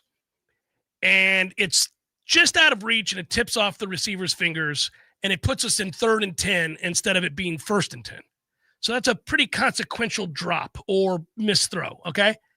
And I say into the mic, not thinking about my mic being on. The way those mics work on the headset is they go up, it turns them off. It instantly turns it on when you pull the mouthpiece down. So the second you pull the mouthpiece down, anything you say is going to be heard by all the other people who have headsets on. And he told us all to be very mindful of that because your defense coordinator can hear it, your assistant coaches can hear it, the GAs can hear it if they've got a headset on, and Mike can certainly hear it. Andy Staples could hear it. Andy Staples could hear it. Unfortunately, he didn't tell us that. But I pulled the mic down. It was Tate. Yes, James.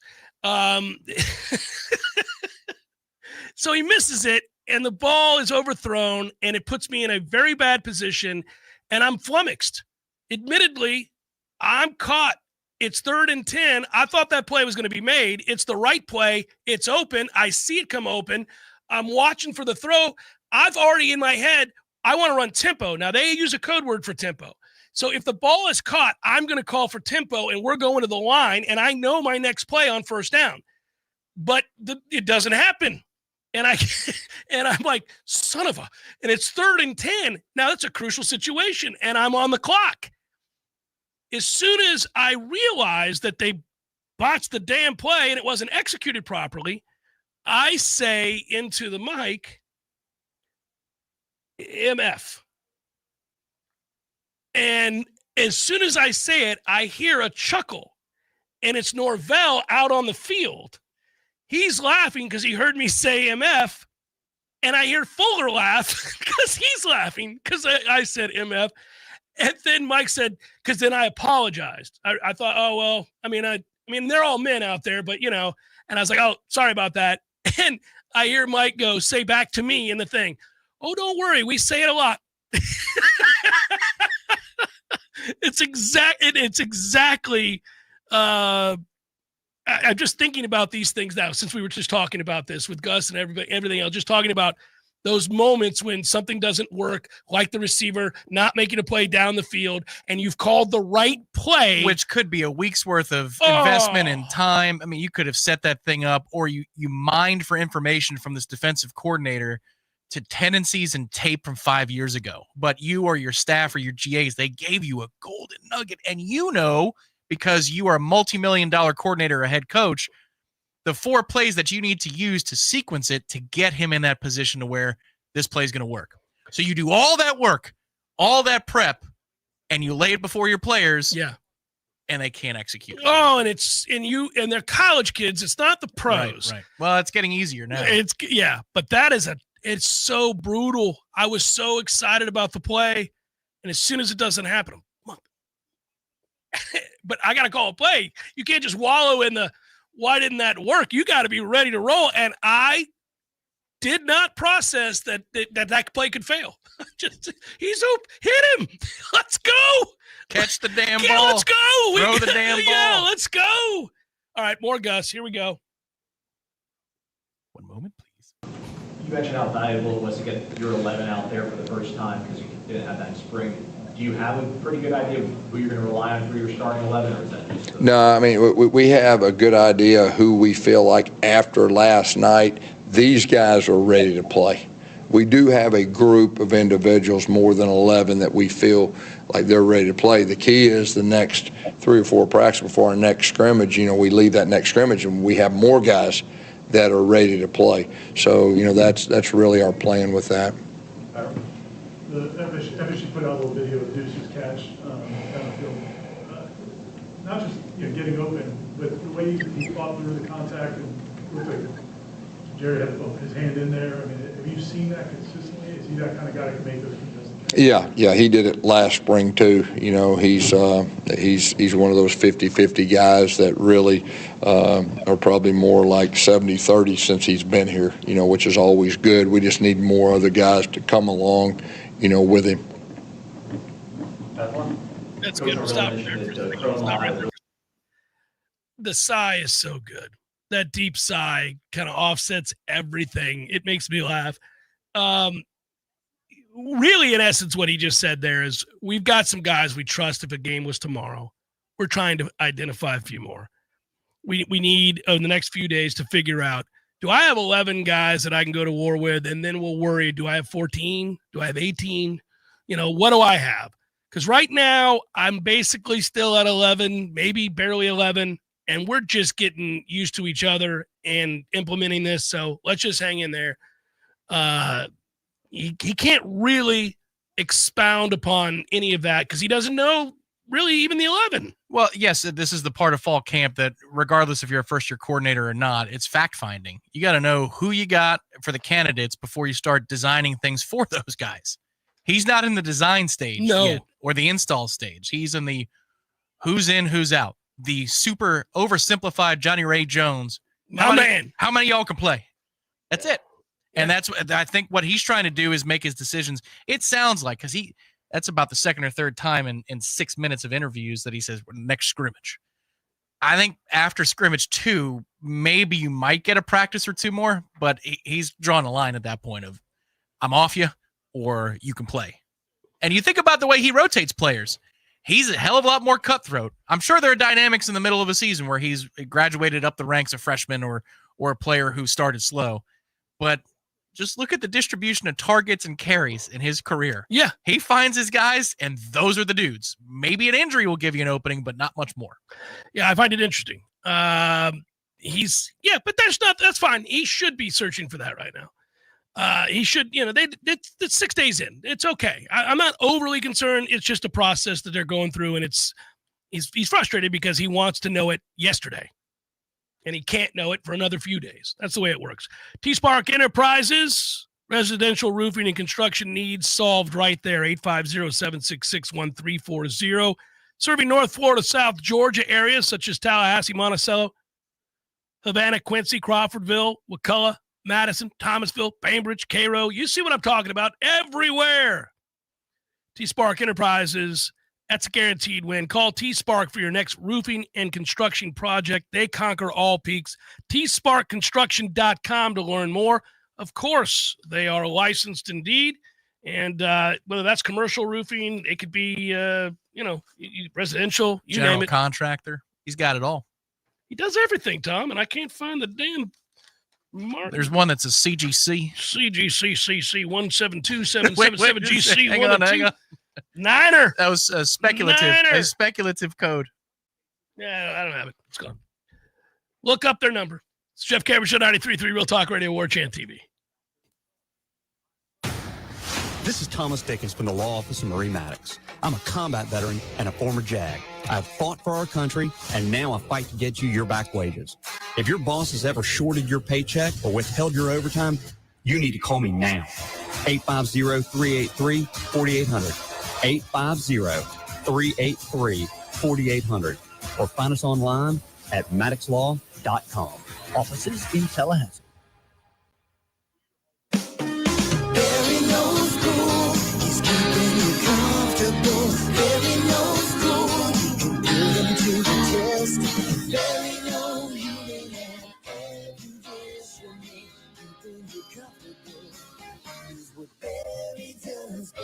No matter how busy life gets, your home is the place where your family and friends show you they care and celebrate with you. That's why the professionals at Barano Heating and Air Conditioning always make sure your home is comfortable. Just like those who matter to you most, Barano will always be there for you. This is Tyler from Barano Heating and Air. Now you can schedule an appointment, purchase or renew your service agreement, or pay your bill from your mobile device. Any day, anytime, anywhere. When you turn to the experts at Carrier and Barano Heating and Air. Online at baranoac.com. Florida license number CAC 1816186. Barano Heating and Air Conditioning. Hey everybody, this is Shannon Young with Cross Country Mortgage. Been in the industry now for 22 years. I just made the move over to the nation's largest retail lender, Cross Country Mortgage, here to serve you in 7 states, including Florida, Georgia, Alabama, the Carolinas, Tennessee, and the state of Texas. Here to offer better service, better rates, and if you are thinking about buying or if you've been on the fence and been waiting to call me, now is the time. You can still find me at loansforknowles.com. That is, again, loansforknowles.com. I've helped thousands of fellow Knowles get into their dream home, and I can't wait to help you get into yours. Give me a call today. I'm at 954-369-6171, or go to loansforknowles.com. Again, that's 954-369-6171, and that's loansforknowles.com. Equal housing lender, NMLS 373031. Hey, let me tell you about my friends at Tried and True Consulting, a Seminole-owned business that specializes in payments and business solutions. Tried and True's core expertise includes card, ACH, point of sale, mobile, e-commerce, and hosted payment solutions. Tried and True will help you reduce costs and increase your bottom line. That always sounds nice. Whether you're a retailer, restaurant, licensed professional, or service industry, Tried and True is saving you money. Tried and True's expertise extends to payroll, video menu ad boards, IT services, web design, and social media. It's time to make one call and tell the competition to take it on down the road. Call Don or Joe today at 844-464-6653. That's 844-464-6653. When you do business with Tried and True, they contribute 10% of the net revenue to the battle's end. So go Tried and True today. Call 844-464-6653. There is no Bigfoot, Eddie. Would you stop with that nonsense? There's a Bigfoot, Jeff. I wish there were. By the way, I don't want you to point to me as the guy that takes all the fun out of the room. I wish there was the Loch Ness Monster. I wish there was the Bigfoot. I wish there was the Chupacabra. All the things. They're all mythical except for the Bigfoot. The Sasquatch. The Bigfoot? The Bigfoot. There's big feet. There's lots of them. So like different, breeds, like different kinds. There's like, families. There's different families. And, so there's if they're in the snow, you call them a Sasquatch. Or the Yeti. Right, yeah, and then here in Florida, that's a skunk ape, And, I've never heard that one. By the way, why do you think it's real? We would have found them by now. They're the hide and seek champions of the world. Nobody finds the Bigfoot. I think you believe in Bigfoot. I do believe in Bigfoot. You don't believe. I believe in Bigfoot. Don't tell anybody you believe in Bigfoot. I would go look for Bigfoot, but he scares me. Gordo's, bringing the flavor and flair of Cuban food to Tallahassee since 1996. The Jeff Cameron Show is a production of the Warchant.com Multimedia Network. Check out Warchant.com today for the latest news inside Florida State athletics. That's Warchant.com. Now, back to Jeff on Real Talk 93.3. Found it! License number CGC 1525336, CCC 1331204. Damn it, man! Gus Malzahn, what else you have for us? Let's go! Really nice pickup in blitz protection. You probably know how he can run the ball. I mean, how good is it that those details are kind of coming along at fast? Yeah. I mean, like I said, he's got a really high skill set. You can tell that through the first 6 practices. Corey? Javon Boggs has gotten a lot of attention since he's been here. How has he adjusted to the first week of his first fall freshman camp? Did he do anything good or special? Yeah, well, first of all, spring, he left spring and really, for a true freshman, was really impressive. And he's picked that up since he's been in fall camp. And, he's a guy that, is playing at a high level for a true freshman. Brendan?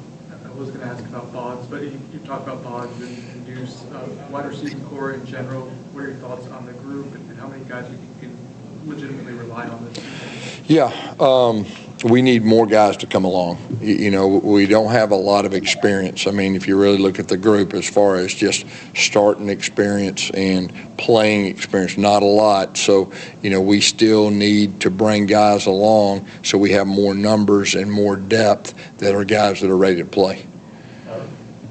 Talk about the approach to the defense. The looks the defense gave you early and late. How much of that is predetermined by the staffs about what looks you want to see? Yeah, there's certain things in practice. You got, in fairness to both sides, we're both installing our stuff. That's the number one thing. There's certain things in practice, certain times that, we will be a little more basic on both sides to try to help each other with evaluation. But I think the challenge is putting in the offense and defense together with 2 new coordinators, and then offensively just, everything that went through spring, playing a little bit of catch up right there. But there is times we help each other, which, really goes a long way, I think, with both sides.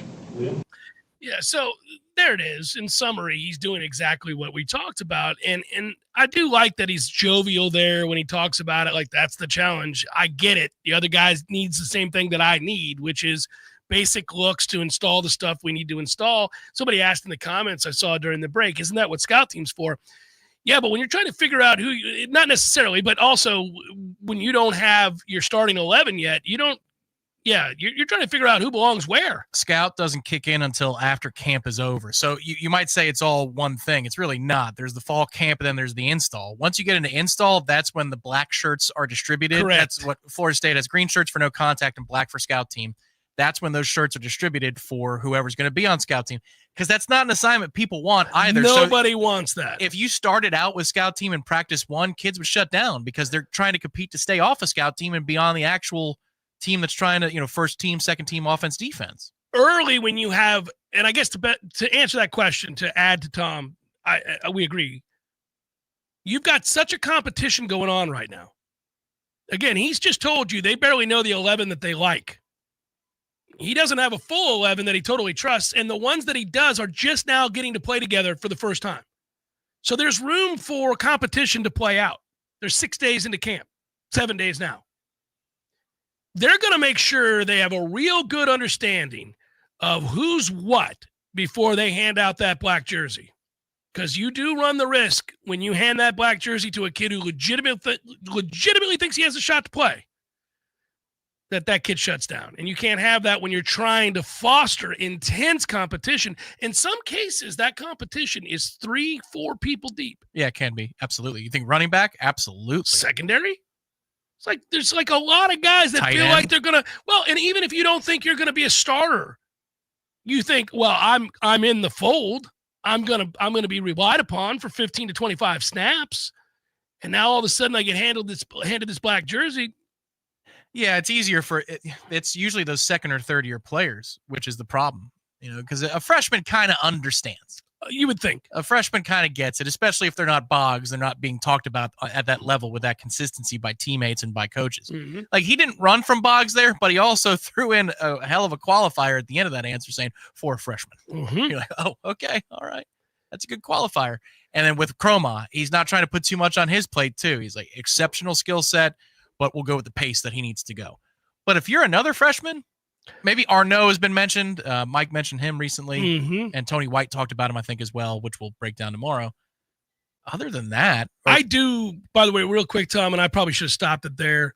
I really appreciate that he added the qualifier for Chroma. It's like the speed at which he's when he's right. ready. We're working with you. That's a good signal, through the press that, hey man, I got your back. And I should also note the other freshmen that have been noted are Wynn and the Desir twins. They've been brought up a lot. Wynn gets brought up all the time. He's gonna play. Yeah, I think so. I think he's gonna play right away. I mean, you can take that for what it is, but maybe guys inquire if you're solving for the future. It's today and tomorrow. You may have missed today's, but tomorrow they're also going to have the Leadership Summit. So check in on this. It's the Global Leadership Summit. I've talked to you guys about it leading up to today. It's today and tomorrow.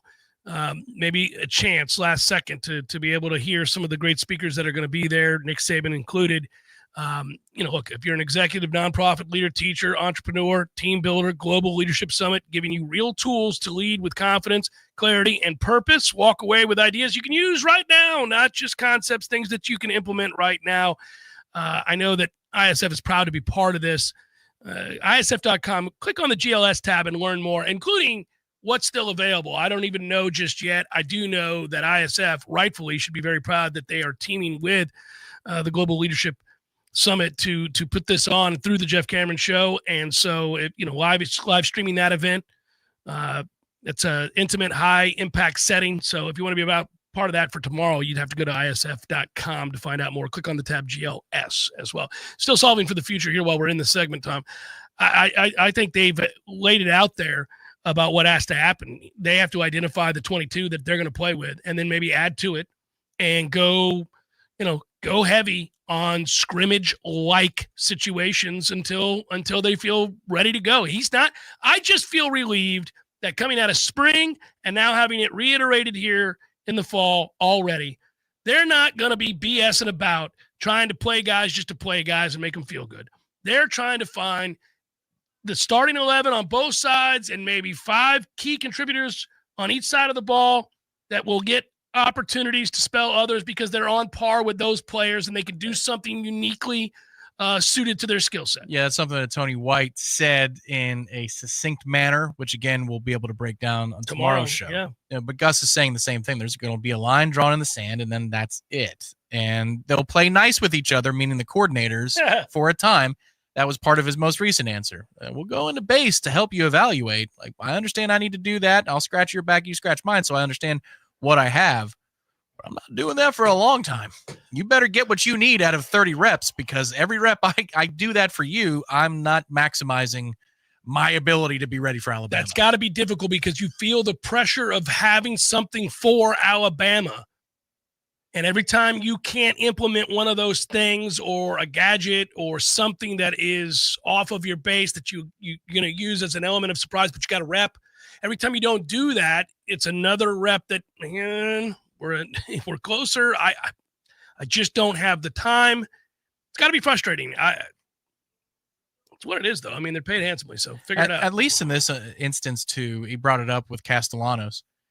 There's a basic understanding of the Gus offense from the UCF days. In some instances, he's talking about offensive line playing a bunch of reps for other people, and that helps in the experience.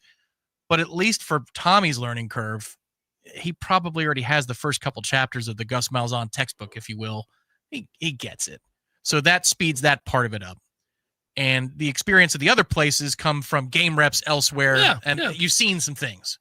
With Tommy, he's at least seen the playbook before, and so it won't be completely foreign. But they do need him, clearly, to get right with all the stuff that's not the base. Like, he seems to have a handle on all the base stuff. Now, again, that's tied with the offensive line, but I have a sense that he's been inconsistent with some of the reads. Well, and what Tony Tokars was talking about is take the damn check down every once in a while. That's the energy for that. And so you're getting the quarterback's coach idea, which is, hey, man, can't go broke making a profit. And then the head coach is like, well, I just need the offensive line to block. I don't know what we can do. My friends at Tried and True Consulting, rolling through town here every 2 weeks, helping folks. Well, they've got workers here all the time. You can scan that QR code, see what they're about, point of sale and processing, menu ad boards, invoicing, mobile, all that stuff. Good guys that have worked hard to get in this community and work with businesses that work with us. And many others that are outside that realm that we would like to work with us and them for that matter. They are an organization that specializes in payments and business solutions, but they're of the community too. And I think of great value to perhaps your business as they are to mine. Call Don, Joe, Rusty today. If you want to learn more about how they can help you save money, make money, all of those things, I would throw in there that, again, they are often now here. Don is in town frequently to meet the demand from so many of the businesses that have heard them advertise here on the Jeff Cameron Show. And that warms my heart because that means advertising is working, and it means people are saving and making money, and it means they're doing well. So symbiotic is it is, buddy. We're all pleased with that. Give them a call today, 644-464-6653. You can always swipe that QR code that's up there. You'll see it all the time. That's 844-464-6653. Your local news now. Leon County Sheriff's Office is warning residents about a recent trend they call bank jugging. LCSO explained that criminals are lurking in bank parking lots and waiting to see customers walk out with cash or valuables. LCSO recommends drivers put their items away before leaving the bank. Keep their eyes peeled on the ride home. If you start driving around and you see a same vehicle behind you everywhere you go, no matter what turns you do, there's a possibility they might be coming after you and your belongings. Reach out to authorities if you believe anything suspicious is unfolding. Leon County Schools is weighing taking legal action against Charter Schools USA. The company managed the now closed Renaissance Academy Charter School. Superintendent Rocky Hanna says the district planned to distribute leftover furniture from Renaissance, which was paid for with taxpayer dollars, but says they were denied access to the building. Based on state law, all liens must be settled before the property can go back to the district. The Florida Department of Education offered to mediate. This is Rachel and A with the Real Talk 93.3 Local News Update, brought to you by Macklemore Systems, Tallahassee's go-to Mac store. Check them out online at MacklemoreSystems.com. This is meteorologist Paul Trombley with your Real Talk 93.3 weather update. Thunderstorms likely this afternoon, otherwise mainly cloudy skies. Highs around 89, northeast winds 5 to 10 miles per hour. Mainly cloudy skies expected tonight, chance of thunderstorms. Lows level out around 72. Overcast tomorrow, thunderstorms likely 87. This report is brought to you by the Lawn Johns. For all your landscaping and lawn care needs, visit thelawnjohns.com. Currently, it's 82 degrees. Some men follow the crowd. Others take the long way, the wayward way. At thewaywardgent.com, we've curated the gear, gadgets, and grit every respectable man needs, from the fairway to the fire pit. We've identified the top-rated Amazon finds, so you don't have to. No fluff, just the good stuff. Visit thewaywardgent.com for the man who's not afraid to live a little off course. Thewaywardgent.com. Tired of watching baseball score updates on your phone? Get off the bench and head to the CP. The Corner Pocket Bar and Grill is your home for all MLB games in-state or nationwide. Enjoy the coldest drinks, Tallahassee's best wings, and watch your team in crystal clear comfort. And if you'd like to compete, come by Tuesday nights for CP Trivia and Thursday nights for Beer Bingo, where you can walk home with cold, hard cash. The Corner Pocket Bar and Grill, 2475 Appalachia Parkway. Tallahassee loves the Corner Pocket. I'll never forget that moment. As long as I live. My first call ever as a member of the National Guard. When we got to the armory, they briefed us on the wildfires. They were getting dangerously close to homes. Helicopters were going out to drop water on the fires. Guys in the unit were preparing for firefighting with local fire crews. At that moment, I got my first taste of just how important the Guard is to my community. See how the Guard can be an important part of your life at NationalGuard.com. Sponsored by the Florida National Guard. Aired by the Florida Association of Broadcasters and this station. The Jeff Cameron Show is a production of the Warchant.com Multimedia Network. Check out Warchant.com today for the latest news inside Florida State athletics. That's Warchant.com. Now, back to Jeff on Real Talk 93.3. All right, we got some more of Gus before we sign off on the hour, and we'll sprinkle in a little Mike Norvell from yesterday, something I did not get to, so it's fresh, and it was funny because the answer is so obvious. Jeff Cameron or Coach Cameron translates. Everybody could translate the answer from the one that he used that we didn't touch on yesterday, so we'll end the hour with that. All right, here we go. Let's get back to Gus and round him out. Tomorrow, Tony White will go through his comments. He gives a lot too. Love listening to Tony talk. Tony's, I don't envy these guys. They're up against it. They are up against it. Now, they're paid handsomely. I'm not losing sleep for them, but you still have a task. You still have a duty. You still have a thing that you got to get done. And, man, time is of the essence, and you got both guys trying to implement their schemes against the other while needing the other to acquiesce for 30 to 40 snaps a game or a scrimmage so they can learn more in base. And every time they do it, they got to be thinking, damn it, man, you're wasting my time with this. All right, Gus, finish up. Here we go. Last night, getting Kevin some more reps. I know you've been complimentary. Yeah. What did you see with that linebacker? Yeah, Kevin can't get enough reps. I mean, he has been very impressive in the big picture since he's been here in the spring and fall. He can't get enough reps. And there's, he is extremely talented. He's got a lot of special skill sets, but there's nothing like getting out there and experiencing the thing. And the thing I've liked so far is if you correct him on something, he usually doesn't make the same mistake the second time. He's very conscientious. It's very, very important to him, and that's really what stood out to me so far. Coach Randy Pittman obviously has familiarity with your offense. How much of an edge is that now, and then also his versatility as far as breaking lineup? Yeah. Well, he's very flexible. He's half a tight end, half a receiver. He's an old school football player. He knows the offense almost as good as I do. I think that's a good thing, in the big picture, and he can also, help some other guys. All right, stop it there for a second. I'll tell you why. There's no reason for anybody to ask about Randy Pittman anymore. All right, we know Randy Pittman is the kind of cornerstone of Gus's offense, and the familiarity and comfort level that he has with Pittman is maybe second to none with anybody on this team, right? He clearly loves that Randy is an extension of himself. He knows the offense. He's old school. You don't usually hear that about a position player. You don't, but it's clear that Randy Pittman is the extension of Gus Malzahn. He's old school. He knows the offense as well as he knows it. He can trust him. He can line him up a lot of different places. We know what he is. He is a guy they're going to rely on to be the most consistent piece early on in the season of what they do. It's clear. He loves that guy. Well, and I do too. And he loves Sperry, obviously. Well, I've told you where that's going. Yeah, well, we get where it's all going. And it's going there in a hurry. Gus is clearly fine with it costing him productivity with the twos if it gets Kevin more reps because he knows it's going to benefit him in the medium term. Loves him, and I think that's something we should be excited about. When was the last time an incoming freshman quarterback excited the person calling plays enough that they would bring him up repeatedly? We haven't had it. They didn't do it with Kromenhoek. They didn't do it with Brock. They didn't do it with the other stiffs we've had roll through here. So, Purdy, none of them. Yeah, maybe Jameis, but he wasn't ready. I mean, they even said he wasn't ready. Yeah, but Jameis, you got to go all the way back to Jameis, who was a freak. And again, you would have had to start him his true freshman year instead of redshirting him. Over a super senior. Yeah, you weren't going to do that, although in retrospect. At least for the second half, NC State. Maybe the Florida game, would Jameis have been, although later in life he became a turnover machine, would 5 turnovers, could we have done better than that against Florida in 2012? Yeah, maybe. That was a weird set of circumstances. That was tough. Yeah.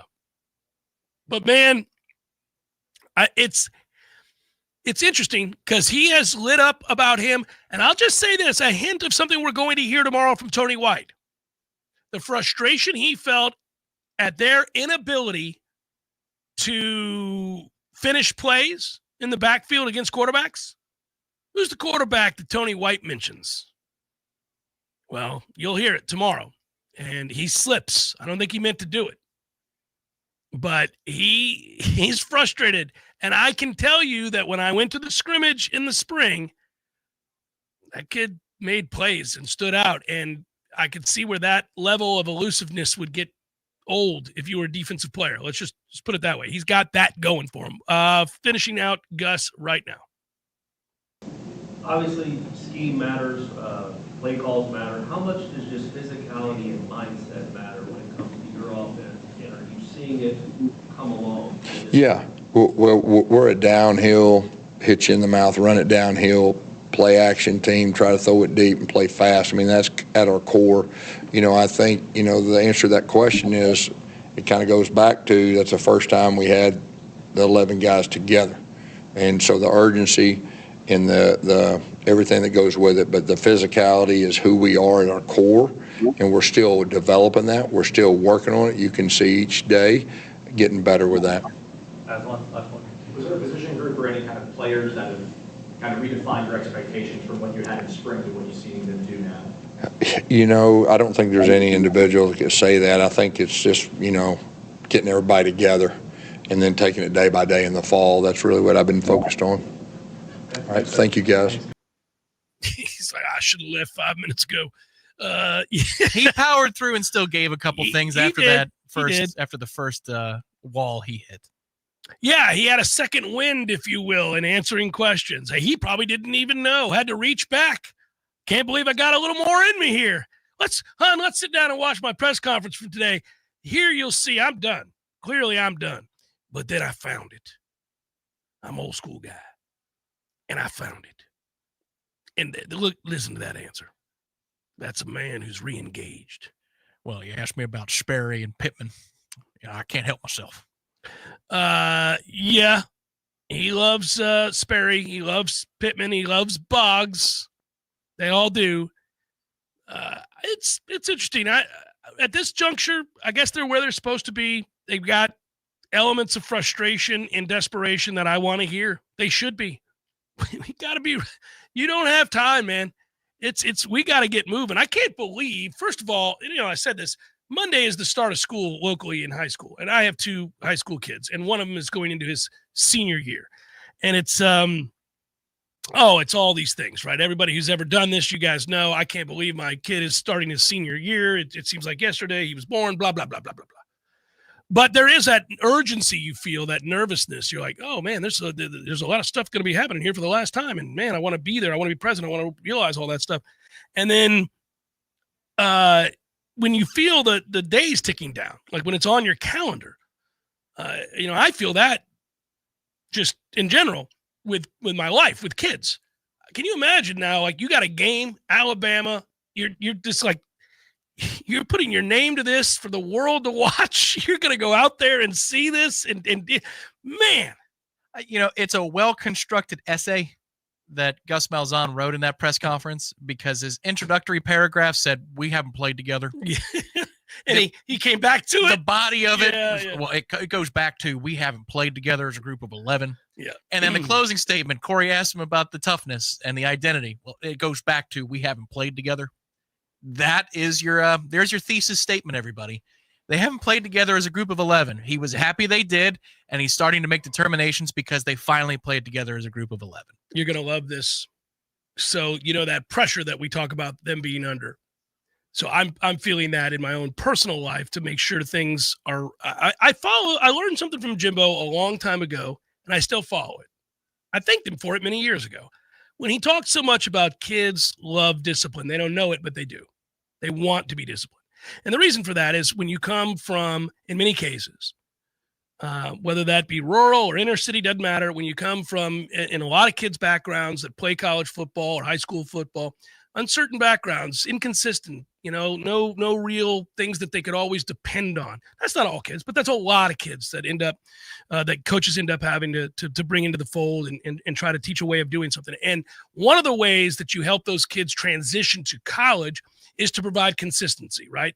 The knowns, the things that they can know is going to be in place every single day, which is that discipline, right?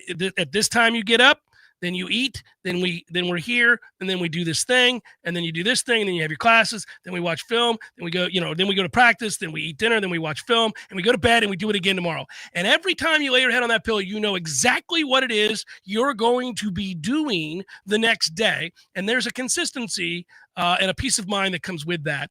And also a sense of understanding that I am always going to be expected to do this, and this. And these people in my life that are monitoring that are always going to behave a certain way. This guy could be a disciplinarian. This guy could be put his arm around you. This guy could be whatever. But I now know what everything is every day of my life in a way that I didn't know. And kids secretly may want that, even though it's very militaristic, right? All right. I find that to be relatively true. You have one of my kids is more of a free spirit than the other, but they still need those things, right? So now this week, I've been sick. So I haven't really even left the house. I've just been either sleeping, drinking water, taking vitamins and drinking some more water and going back to sleep. But when I'm awake, I'm like trying to get the house organized because my wife's at work. So I'm just sitting there sick like an a-hole, feeling like I'm wasting my days and time. Now, you can't help it. If you're sick, you got to get better and you're feeling exhausted. But I want everything right. Like the things that need to be in places, they've got to be, like, oh, this table needs to be cleaned off. I'll clean off this table. I've got 30 minutes of energy. I can do it. And then I clean off that table. And then I go into their rooms. Why is this pillowcase over here? This needs to be here. And that. Why is these socks need to be in the washer? All this stuff, right? So I'm going through the house. So what is it that I've said on the air that I do that drives my wife nuts? Throw things away without asking. I'm forever throwing things away because my wife will hold on to things and that we have no reason to hold on to. And I am a throw it away and ask for forgiveness later kind of guy. And I've been caught. Remember, I threw out the ornaments and she caught me. She opened the trash and she saw the ornaments in there and she said, what did you throw this away for? I was like, And but I got caught. So I've learned lessons. Now I put things in bags and wrap them up.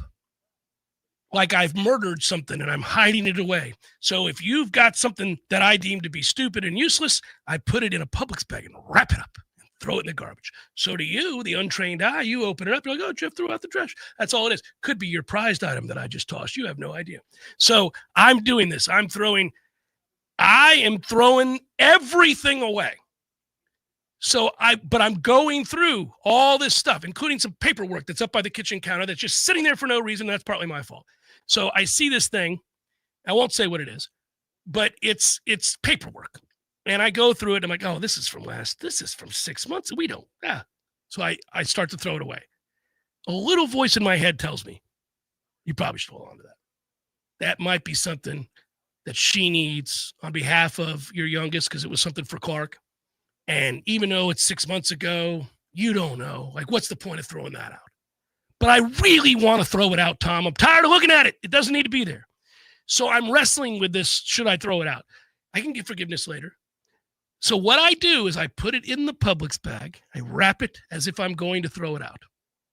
I hide it by the laundry room door, which takes me to another exit, which allows me to take it to the trash if I need to. But I just set it down there. And I'm going to wait for her to come in and take a look at that counter and see what she says.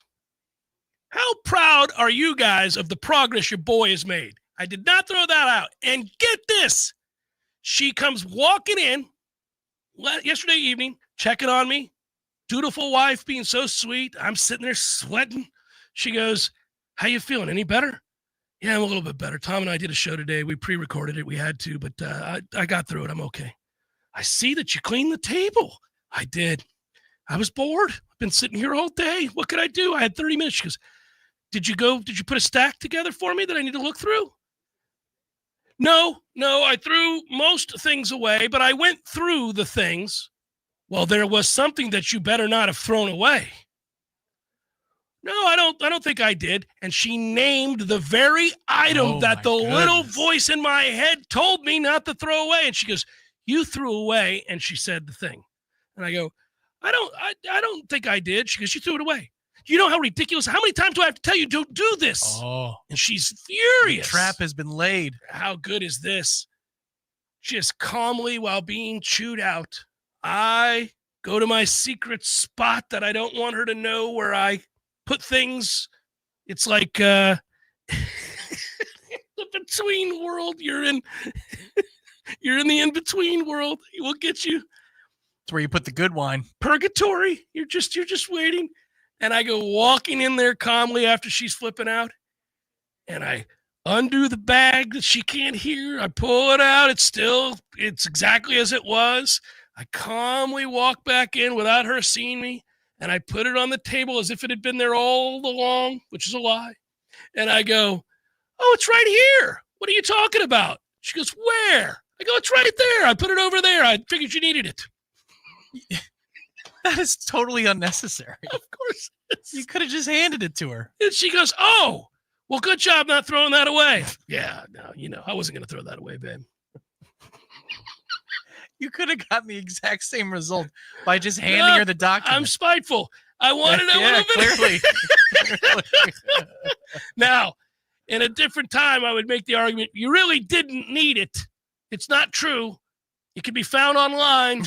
But anyhow, yeah. No, Ian, my wife is not going to listen to my radio show. No. Can you imagine? She lives with me. She'd already have the playbook. She'd already have, Yeah. You said worse things. Meaning as in your mindset things that she could use to her advantage. Years and years of this stuff. I don't think my wife and I would be married if she listened to this show, not because of the things I've admitted to, but like when I go home, I don't want to talk sports. Not with my wife. I mean, no. Maybe with the boys, but like, no. I know it's called gaslighting, JT, but I did it. Well, there it is. There you go. Look at that. Didn't throw it away at all. Your husband's awesome. Held on to it. Final hour coming up. Bonus hour. It's next. Jeff Cameron Show 93.3 Real Talk Radio, Warchant TV.